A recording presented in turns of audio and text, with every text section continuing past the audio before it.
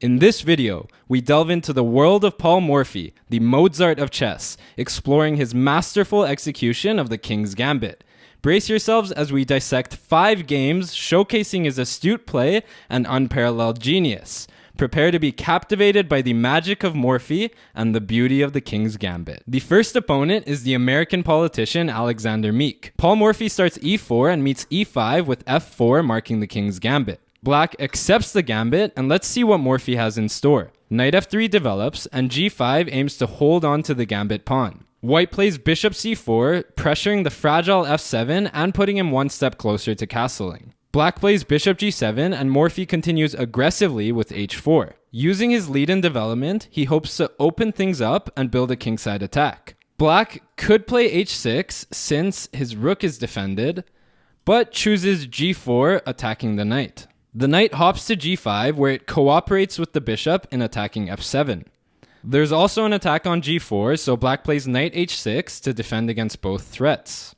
Morphy takes hold of the center with d4, which also prepares to recapture the gambit pawn.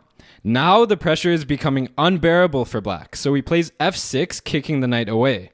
And we realize that the knight has no safe squares to retreat to.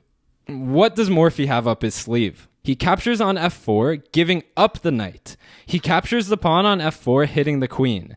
And confined by her own allies, the only defense for the queen is bishop f6 blocking. Unfortunately, this hangs the knight, but Morphy doesn't even take it, realizing that black might get some counterplay with bishop h4 check. He instead plays an instructive move, queen d2, preparing his whole army for the attack. After black captures the bishop, white recaptures with the pawn, now defended by the queen, attacking the knight and opening the h-file for his rook. The knight is forced to retreat, and black's position just looks miserable, with no development, no center control, and don't even get me started on king safety. With the knight on f7, Morphy captures it, luring the king into dangerous territory. Morphy's next move is incredibly strong. But to explain why, let's first understand why a different move order wouldn't work. If white were to castle with check, then black would play king g7. After queen f4 threatening checkmate, black could play rook f8, and there just really isn't an attack anymore. Back to the game. This is why it's vital for Morphy to play queen f4 check first. The king no longer has the option to go to g7 because white can follow up with queen e5 check, and the king would be forced to the back rank anyways. Don't forget about rook h6 if the king were to go up. So after queen f4, the king is forced to g8, where it locks in its key defender, the rook. Only now does Morphy castle with the deadly threat of queen f7 checkmate. Queen e7 defending is followed by knight c3, and that knight has some menacing ideas. c6 puts a stop to them for now. White plays rook a to e1, lining up the rook with the queen. At this point, black is in a whole lot of trouble, and the only hope would be to activate the untouched queenside pieces. d6 prepares to do just that. Morphy's next move is incredible, and it's the only winning move. Can you find it?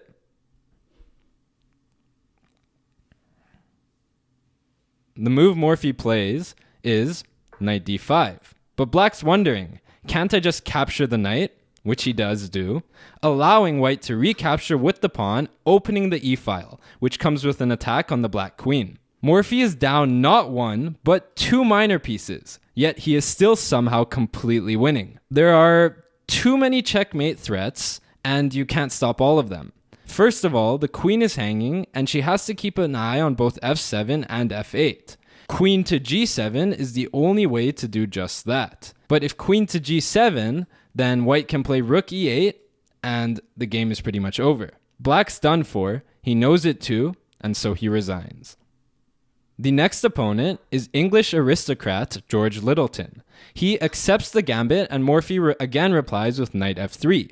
g5, attempting to hold onto the pawn, is immediately met with h4, undermining the pawn chain. Black pushes forward, attacking the knight. Knight e5 has potential attacking ideas, but its main purpose is to go after the g4 pawn. After e6, white captures the pawn, evening up material. Bishop e7 attacks the h4 pawn, and Morphy doesn't have any way to defend it. But let's face it, He probably wasn't going to defend it even if he could. Morphy prioritizes development like he always does, with d4 grabbing the center and opening up the bishop's eyes. Bishop takes h4 check is blocked by knight f2. Black captures the knight, forcing the king to go uncastled. Knight f6 attacks e4, and so white plays knight c3 defending. Queen e7 builds up pressure, but Morphy just ignores this, capturing the pawn on f4. Black wins the pawn, white captures the knight, and black recaptures with the queen. But this was Morphy's trap, and black took the bait. Even though black won a pawn, his queen is lined up with the king, which means there are pinning tactics available. And the knight, which was one of the few key defenders, has left the king stranded. Morphy plays bishop b5 check, which also threatens rook e1 winning the queen. Black plays king f8, getting out of that potential pin. Bishop to h6 forces king g8. Then the absolutely remarkable move, rook h5, threatening rook g5, which would be devastating. Bishop f5 is played so that at least black can block the check with the bishop. Morphy, in no rush, plays queen d2, which is one of those moves that are difficult to find because it doesn't look like it does much, but this move pretty much ends the game on the spot. The threat is to go queen g5 check, followed by queen d5, which would lead to mate. Black's attempt is bishop g6, preemptively defending against any checks. Morphy follows with the game-ending rook e1. If the queen moves, then rook e8 is checkmate. Black has no defense, nor does he even have any counterattacks, so he calls it a day and resigns. The name of Morphy's third opponent is unknown. What is known is that they accept the gambit. Morphy, as usual, continues knight f3, and black, as usual, replies g5, holding on to the pawn. White immediately challenges the pawn chain with h4, and meets g4 with knight e5 going after the pawn. This time, black plays h4, securing his advanced pawn. No problem. Morphy plays bishop c4, going after the weak f7. Knight h6 defends. White seizes control of the center with d4 while opening up the bishop to capture on f4. Black plays d6, hitting the knight, so it retreats to d3. Since they will lose the f-pawn anyways, black plays f3, inducing white to capture, which, at least for now, closes the f-file. Black continues bishop e7, going after the h-pawn. Morphy ignores this, developing his bishop to f4. Black takes the pawn with check, and white moves the king to d2. Now black captures the pawn on f3, so that after white recaptures with the queen, they can play bishop g4, developing with tempo. White shifts the queen to e3, adding an attacker on the knight. But right now, the knight cannot be captured, because black would recapture with the rook, and if white were to recapture with the queen, then bishop g5 actually forks the king and queen. Morphy's real threat is to capture the bishop and then capture the knight. So, black retreats the bishop to e7, getting out of any tactics. White develops his remaining minor piece with knight c3, and black replies c6 just to prevent any forward jumps by white's pieces. Morphy's rook a to f1 creates the threat of capturing the knight, removing the defender of f7 so that he can capture that next. Black meets this threat by playing f5. White captures, and black recaptures with the knight, attacking the queen. Morphy then plays queen e6, weaving a subtle trap. Black sees that his bishop is x-raying the queen, so plays knight takes d4, winning a pawn and attacking the queen twice. Morphy replies with the amazing queen takes g4.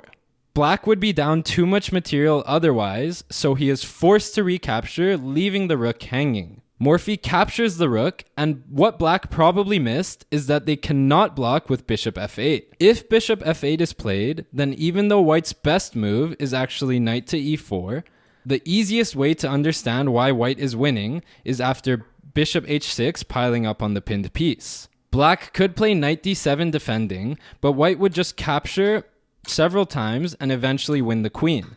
What will end up happening is a winning endgame for white, where he has 3 pieces for the rook. Back to the game, black instead plays king d7. After Morphy captures the queen, black resigns, since they will be down a piece, and even though they have 2 pawns in exchange, they stand no chance against the almighty Morphy. The fourth opponent is Morphy's close personal friend, Charles Morian. He accepts the gambit and Morphy replies with bishop c4, switching things up. Without the knight defending h4, however, black has the opportunity to play queen h4 check, forcing the white king to go uncastled. Black continues b5, an aggressive move with the idea of luring the bishop to b5, where black can then play c6 with tempo, followed by d5. Morphy politely declines the offer with bishop b3. Knight f6 attacks the e4 pawn, and white's knight f3 attacks the queen, so she retreats to h6. Then white gets a little hostile, playing knight e5, attacking f7.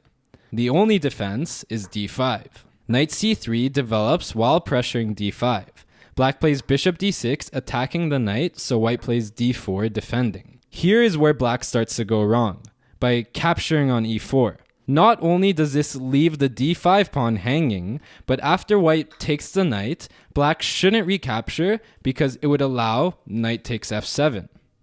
Instead, black takes the knight with the bishop, and white captures on d5, attacking the rook. Black blocks with c6. Then white captures black's bishop, and black captures white's bishop. Morphy's next move really shifts the balance of the game in his favor.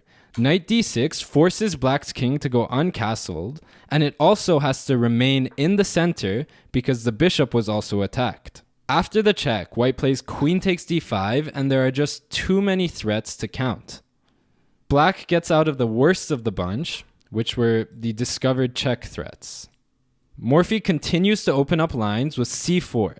Black desperately offers a queen trade, but white just wins the free rook. At this point, white is up a decisive amount of material, so I'll go a little bit faster through the rest of the game. But the ending is a sight to behold. Black plays knight c6, and Morphy takes on b5. The knight still has to defend h7, so black doesn't have much choice but to give up another piece.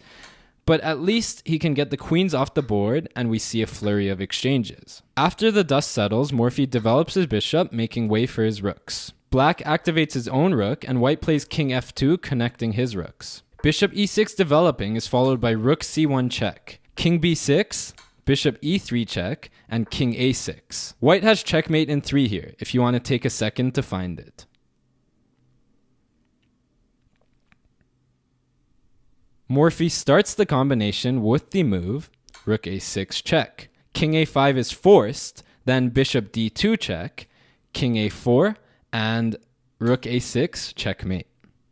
The final opponent is Mr. Knight, and he accepts the gambit. Morphy's knight f3 is met with the materialistic g5. Bishop c4 develops while pressuring the soft f7.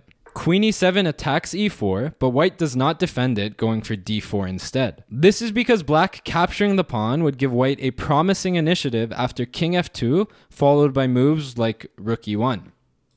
So black plays d5, opening the light squared bishop's eyes, only to forget that after bishop takes d5, that b7 pawn still needs defending. So c6. At this point, Morphy notices that black is far behind in development. To capitalize on this, he plays bishop takes f7, which is a dubious sacrifice, but it introduces chaos into the position. The queen captures, becoming a target for the white knight. Queen f6 is followed by queen h5 check, king e2, and h4 planning to open up the king side. Black is in a tough spot and decides to capture the pawn on h4. Morphy does not recapture, instead castling, adding an extra attacker to the f4 pawn. Bishop h6 hangs on for dear life before white plays the brutal b3. After knight d7, white's bishop snipes the king from long range. Black's best bet would be to sacrifice the exchange with king d8, allowing knight f7, but instead he chooses to play c5 to block the check, which is far, far worse. The reason it's so bad is that c5 gives up control of the d5 square. White could play knight c3, and that knight is going to end up on d5 with devastating consequences. Morphy misses this, instead playing rook d1 in anticipation of an open d-file. In this position, black could play king f8, opening up the square for his knight, allowing black to consolidate and keeping in mind that he is still up a full piece. He also misses this opportunity, which is lucky for us as we get to witness the sweet ending to this game. Black captures the knight, abandoning defense of the c5 pawn, allowing bishop c5 check. The king, in wanting to avoid the rook's gaze on the d-file, goes to e6. Queen to e8 check is blocked by knight e7. And can you find the final winning move?